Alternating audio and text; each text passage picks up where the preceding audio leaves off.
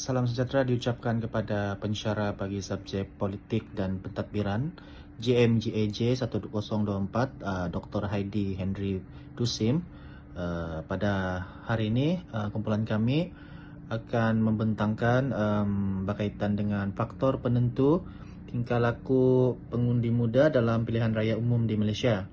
Izinkan saya untuk memperkenalkan ahli kumpulan kami, iaitu saya sendiri, Peter Canisius.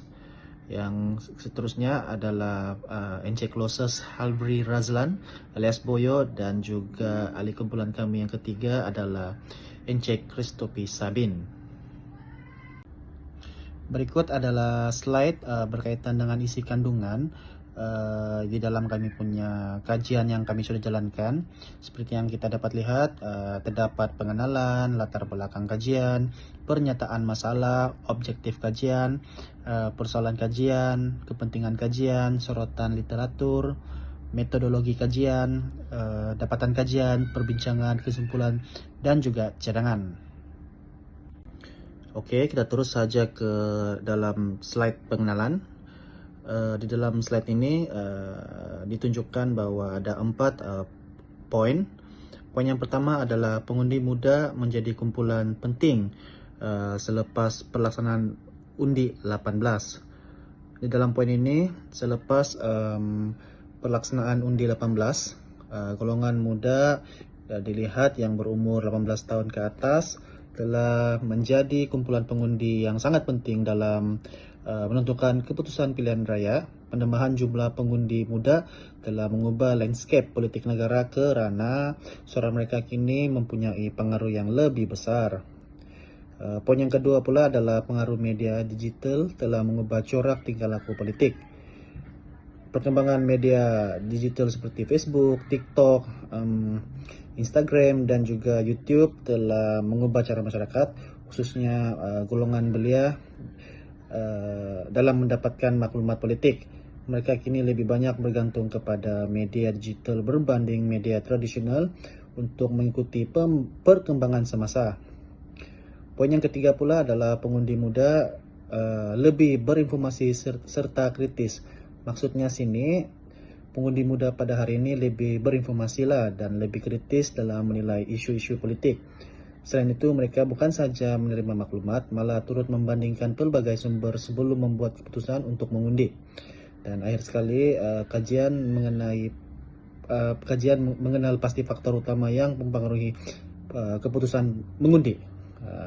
Itu bermaksud kajian ini dijalankan untuk mengenal pasti faktor-faktor utama dalam media digital yang mempengaruhi keputusan pengundi muda selepas pelaksanaan undi 18, dan dapatan kajian diharapkan dapat memberikan gambaran yang lebih jelas tentang corak pengundian belia di Malaysia pada era digital inilah. Bagi slide latar belakang kajian, saya akan menerangkan sedikit tentang latar belakang kajian kami.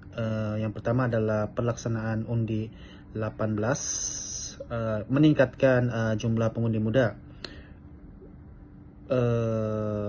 Pelaksanaan undi 18 ini telah meningkatkan jumlah pengundi muda di Malaysia apabila penurunan had umur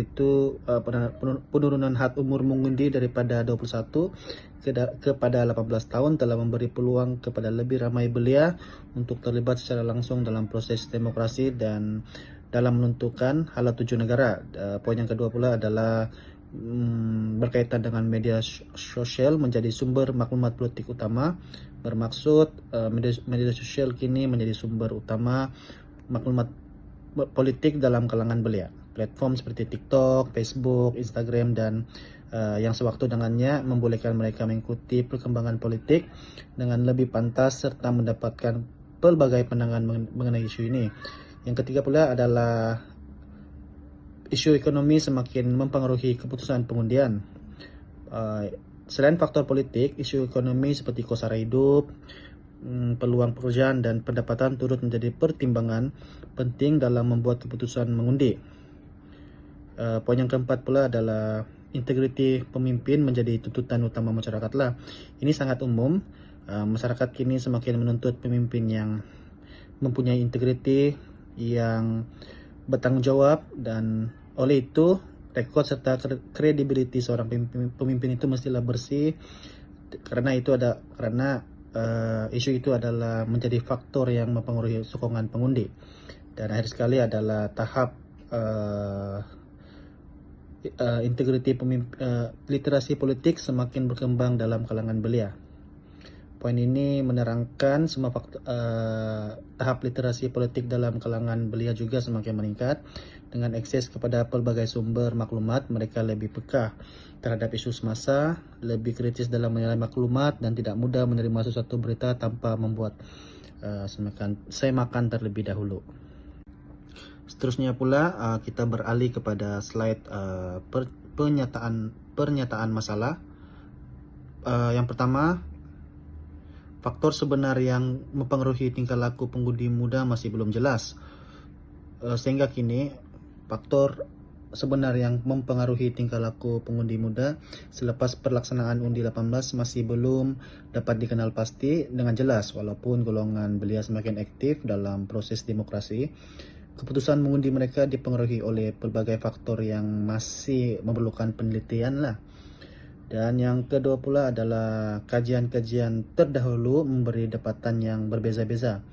Hal ini sangat penting sebab kajian-kajian terdahulu yang menunjukkan dapatan yang berbeza, dia memainkan satu peranan yang penting lah.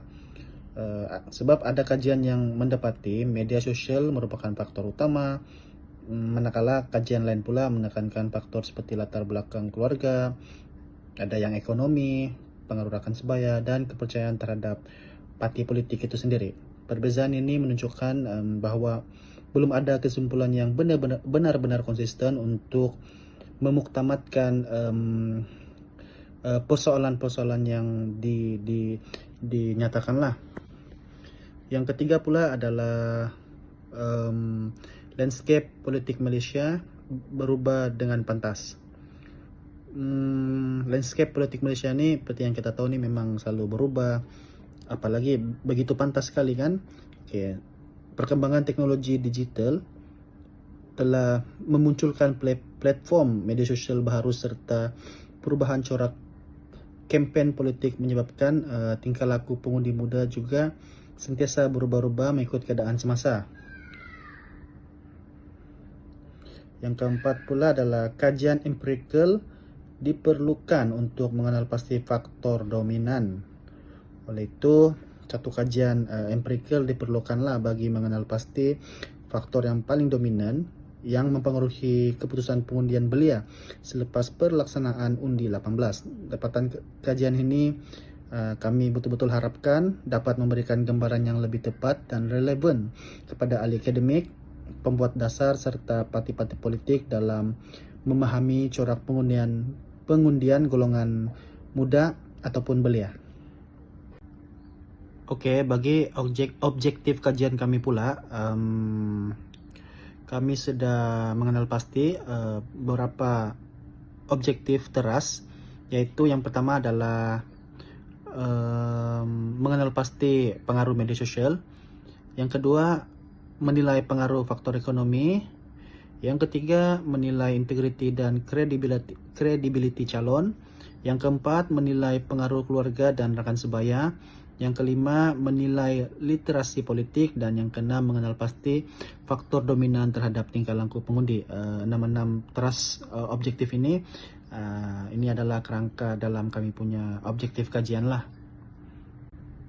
Bagi persoalan kajian pula, berdasarkan objektif kajian yang ditetapkan pada slide sebelum ini yang saya telah terangkan tadi, kajian ini distrukturkan bagi menjawab beberapa persoalan utama yang berkait dengan tingkah laku pengundi muda dalam pilihan raya umum di Malaysia lah. Dan terdapat beberapa persoalan utama yang diutarakan sebagai fokus kajian kami, yaitu yang pertama adalah adakah media sosial mempengaruhi pengundi muda? Yang kedua, adakah ekonomi menjadi faktor utama? Ketiga, sejauh mana integriti calon mempengaruhi pengundian? Yang keempat, adakah keluarga masih mempengaruhi pilihan politik? Yang kelima pula, bagaimana literasi politik membentuk keputusan mengundi. Kelima-lima poin ini adalah poin di dalam kami punya empat persoalan utama yang kami utarakan sebagai fokus kajian kami lah. Bagi slide kepentingan kajian, di sini ada 2 poin. Yang pertama adalah kepentingan kajian kami adalah untuk memperkuat kesadaran politik di kalangan masyarakat. Kajian ini dapat memperkukuhkan kesadaran politik dalam masyarakat, khususnya golongan belia. Dan melalui kajian ini, masyarakat dapat memahami faktor-faktor yang mempengaruhi keputusan mengundi serta kepentingan membuat pilihan berdasarkan maklumat yang tepat dan sahih. Untuk poin yang kedua adalah bagi kepentingan kajian ini adalah untuk memberi galakan kepada penyertaan politik yang lebih aktif, berinformasi serta bertanggung jawab. Kajian ini dapat menggalakkanlah penyertaan politik yang lebih aktif, terutama sekali apabila belia lebih memahami isu-isu politik, dan dalam proses demokrasi mereka akan lebih terdorong untuk melibatkan diri dalam pilihan rakyat serta aktiviti yang berkaitan dengan pembangunan negara. Oke, bagi slide ini yaitu berkaitan dengan sorotan literatur. Di sini dia mengetengahkan bahwa kajian mengenai tingkah laku politik pengundi muda sering menggunakan beberapa teori lah. Yang pertama seperti yang kita nampak adalah teori Michigan. Kedua pula adalah teori pilihan rasional, dan juga yang terakhir adalah teori generasi politik Mannheim. Untuk teori Michigan, terdapat 2 poin lah di bawah teori ini. Yang pertama adalah identifikasi parti dan juga pengaruh psikologi. Teori ini dia menerangkan bahwa tingkah laku pengundi banyak dipengaruhi oleh identifikasi parti, yaitu hubungan psikologi atau kecenderungan seseorang terhadap sesuatu parti politik. Contohnya orang muda dia sudah lama, dari zaman ibu bapa dia lagi dia sudah dengar tentang Barisan Nasional, maka sehingga dia besar dia sangat pemilih dengan Barisan Nasional lah, sebab sejarah dia sebelum itu yang dia selalu dengar yang nama parti politik itu. Hubungan ini biasanya dia terbentuk melalui proses sosialisasi politik dalam seperti pengaruh keluarga, seperti yang saya cakap tadi lah, persekitaran sosial dan juga pengalaman politik. Dalam konteks pengundi muda, identifikasi parti boleh mempengaruhi pilihan mereka walaupun mereka belum mempunyai pengalaman politik yang luas.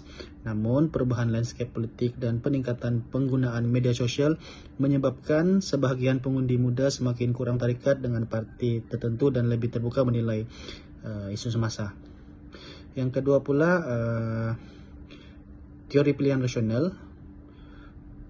Teori ini dia melihatkan pengundi sebagai individu yang membuat keputusan berdasarkan pertimbangan manfaat dan kos. Maksud dia, pengundi akan memilih calon atau parti yang dianggap mampu memberikan faedah terbaik kepada diri mereka atau masyarakat. Dalam kalangan pengundi muda, keputusan politik mungkin dipengaruhi oleh isu yang dekat dengan kehidupan mereka seperti peluang pekerjaan, kos sara hidup, pendidikan, ekonomi, dan masa depan negara. Oleh itu, pilihan mereka tidak semestinya berdasarkan kesetiaan parti, tetapi berdasarkan penilaian terhadap prestasi dan tawaran politik. Dan teori yang ketiga pula adalah teori generasi politik Mannheim.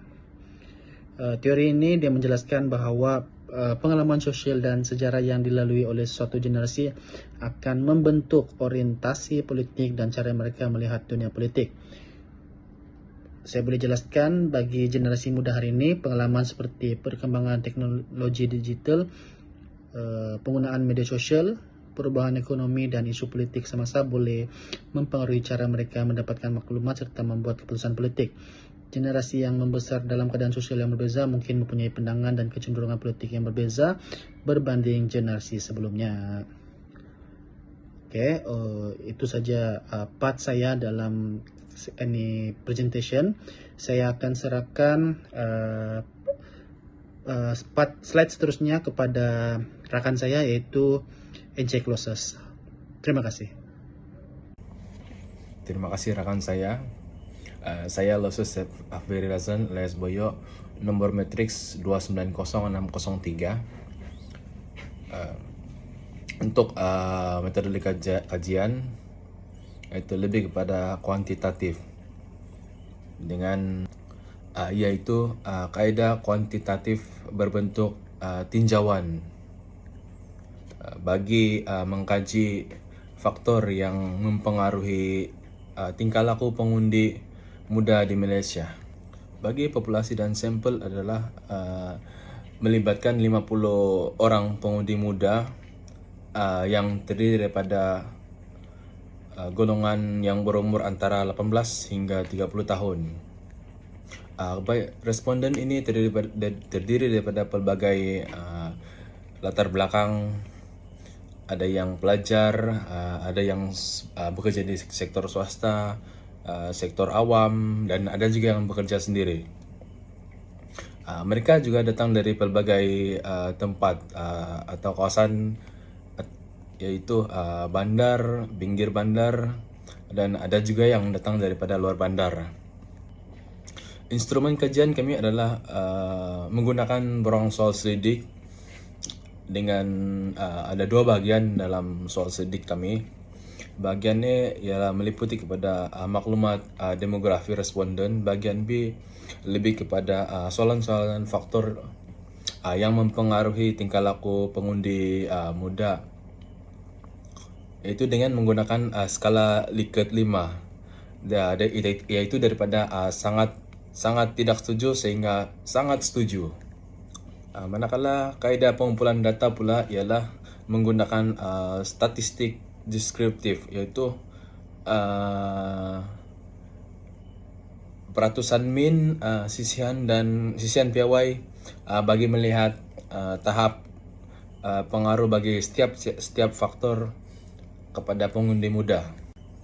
Manakala profil responden pula ialah kajian ini melibatkan 50 orang responden yang terdiri daripada 44% responden yang berumur dalam lingkungan 22 hingga 25, diikuti dengan responden yang berumur 18 hingga 21 tahun yaitu 30%, dan responden yang berumur 26 hingga 30 tahun yaitu 26%.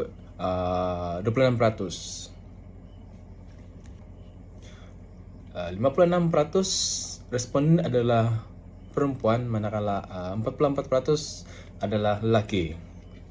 Dari segi pekerjaan pula, 36% daripada 50 responden tersebut mempunyai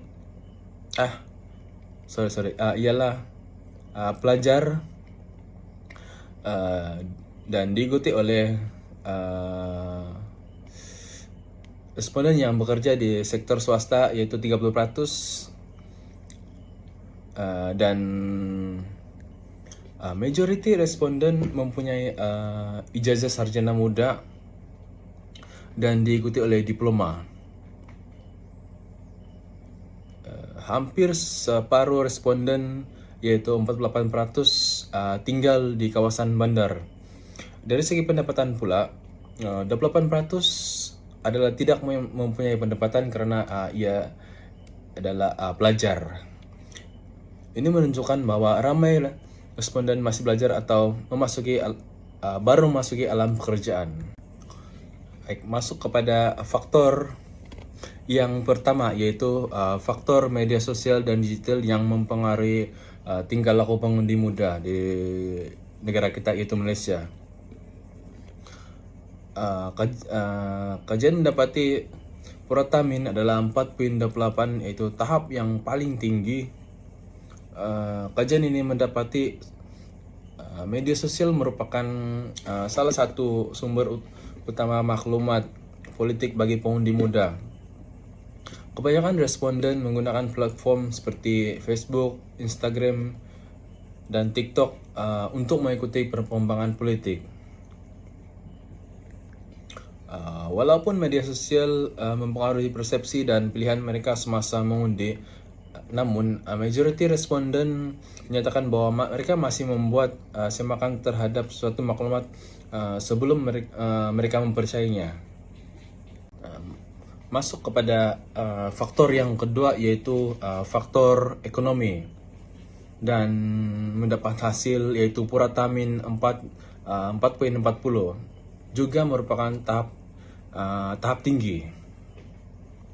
Faktor ekonomi merupakan antara faktor penting dalam mempengaruhi keputusan pengundi muda, dan dapat menunjukkan bahwa kos secara hidup menjadi pertimbangan utama ketika memilih parti atau calon yang hendak diundi. Peluang pekerjaan juga turut menjadi keutamaan, khususnya bagi golongan muda yang baru memasuki alam pekerjaan. Responden juga memberi perhatian kepada dasar ekonomi yang ditawarkan oleh parti politik. Selain itu, isu inflasi turut mempengaruhi keputusan mereka. Kesimpulannya, pengundi muda lebih cenderung memilih atau menyokong parti yang mampu menawarkan penyelesaian terhadap isu ekonomi dan meningkatkan kesejahteraan hidup mereka. Faktor yang ketiga ialah faktor integriti dan credibility calon juga mendapati Puratamin ialah 4.59, yaitu impak paling tinggi. Kajian ini mendapati bahwa integriti dan credibility calon suatu parti ataupun calon untuk diundi adalah paling kuat mempengaruhi tingkah laku pengundi muda. Kajian ini mendapati bahwa responden lebih cenderung untuk memilih calon yang jujur dan berintegriti, mempunyai rekod yang baik, bebas dari isu rasuah, dan mempunyai reputasi yang baik dalam kalangan masyarakat. Ini menunjukkan bahwa pengundi muda kini bukan hanya melihat kepada populariti semata-mata, namun quality kepemimpinan, accountability, dan ketulusan seorang pemimpin atau calon tersebut adalah menjadi faktor utama dalam mempengaruhi tingkah laku pengundi. Oleh itu, integriti menjadi calon integriti calon adalah merupakan faktor utama yang menentukan pilihan pengundi muda di Malaysia. Faktor yang keempat ialah faktor keluarga dan rakan sebaya. Faktor ini mendapati Puratamin keseluruhan ialah 3.70, impak yang paling rendah. Kajian menunjukkan bahwa keluarga masih memainkan peranan yang penting dalam membentuk pandangan politik seseorang sejak kecil. Perbincangan bersama ahli keluarga juga masih berlaku dalam kalangan responden. Walau bagaimanapun, pengaruh rakan sebaya adalah di tahap sederhana ini karena menunjukkan bahwa pengundi muda lebih gemar membuat keputusan sendiri selepas mendapati maklumat daripada pelbagai sumber. Oleh itu, keluarga dan rekan-rekan sebaya masih mempunyai pengaruh, namun ia bukanlah faktor utama dalam menentukan pilihan politik pengundi muda. Terima kasih Lusus, dan salam sejahtera. Nama saya Christopher Sabin, bernomor metrik 2905776. Saya akan meneruskan pembentangan dalam pendapatan kajian dalam konteks faktor literasi politik. Apa yang kita tahu dalam slide ini, nilai yang tertinggi ialah 4.22. Jadi ini membuktikan bahwa orang muda kita sekarang ini bijak dan paham pasal sistem pilihan raya kita. dorang tidak sembrono memangkat, tapi dorang aktif uh, mengikuti perkembangan isu semasa dan pandai menapis mana berita betul ataupun palsu sebelum membuat keputusan yang rasional. Oke, contohnya anak muda di Sabah hari ini sudah pandai membedakan apa tugas seorang adun di kawasan kampung dengan peranan seorang ahli parlimen di Dewan Rakyat. Oke, dorang tidak mudah kena tipu dengan video potongan pendek seperti di TikTok ataupun Facebook, sebab dorang tahu cara menyemak kesahihan berita tersebutlah. Oke, slide seterusnya ya juga dalam dapatan kajian, yaitu dalam konteks tingkah laku pengundian, di mana pemboleh ubah bersandar. Oke, tingkah laku pengundian ini Mindia adalah 4.54. Ini adalah satu tanda orang muda kita ada kesadaran civic yang kuat lah, di mana dorang anggap mengundi ini sebagai satu kewajiban penting sebagai warga negara. Dorang sendiri yang buat keputusan mau pangkas siapa selepas meneliti manifesto yang ditawarkan oleh partai-partai politik. Contohnya semasa pilihan raya berjalan, ramai anak muda dari Tawau, Sandakan ataupun Gininga ataupun dari daerah lain yang bekerja jauh, seperti di Kota Kinabalu, sanggup kumpul duit ataupun pulang ke tempat masing-masing semata-mata untuk mengundi. Oke, untuk slide terusnya juga dalam dapatan kajian, yaitu dalam konteks jadwal rumusan faktor min. Oke,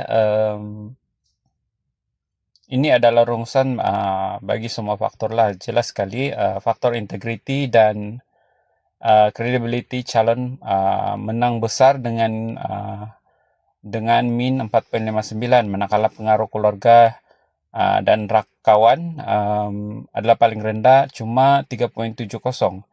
Jadi ini membuktikan anak muda zaman sekarang ini pandai berdikari dan tidak lagi sekadar mengikut telunjuk ataupun gaya undian orang tua dorang. Contohnya kalau dulu-dulu kalau bapak sokong parti E, anak pun otomatis kena ikut pangka parti E. Tapi sekarang sudah tidak begitu. Anak muda Sabah boleh memilih parti yang berbeza daripada ibu bapak dorang, sekiranya dorang nampak calon itu lebih bersih dan ada rancangan ekonomi yang bagus untuk tempat dorang. Oke, sekarang kita akan masuk dalam slide perbincangan, di mana hasil data kita menunjukkan pemikiran orang muda zaman sekarang matang dan dorang tolak politik sentimen politik, dorang benci rasuah dan dorang utamakan pemimpin yang ada plan ekonomi yang jelas. Dorang mau tengok macam mana kerajaan boleh settle isu inflasi dan sediakan peluang kerja untuk dorang selepas tamat pelajar nanti. Oke, contohnya lah belia masa kini menuntut plan pembangunan ekonomi yang konkret yang boleh menyelesaikan isu kos sara hidup yang tinggi, contohnya kenaikan harga barang, dan menyediakan peluang pekerjaan yang berkualiti untuk graduan baru di Sabah, dan bukannya sekadar mendengar janji kosong ataupun ceramah politik yang memburukan pihak lawan. Oke, sebagai kesimpulannya dalam slide ini, integriti calon tetap menjadi raja segala faktor penentulah. Isu ekonomi pula menjadi pertimbangan utama. Ini menunjukkan pengundi muda di Malaysia termasuk kita di Sabah ini sudah semakin matang dan penuh rasa tanggung jawab untuk mencurahkan masa depan demokrasi yang lebih bersih. Oke, contohnya gelombang pengundi muda ini memberi mesej yang kuat kepada semua parti politik di Malaysia supaya berubah.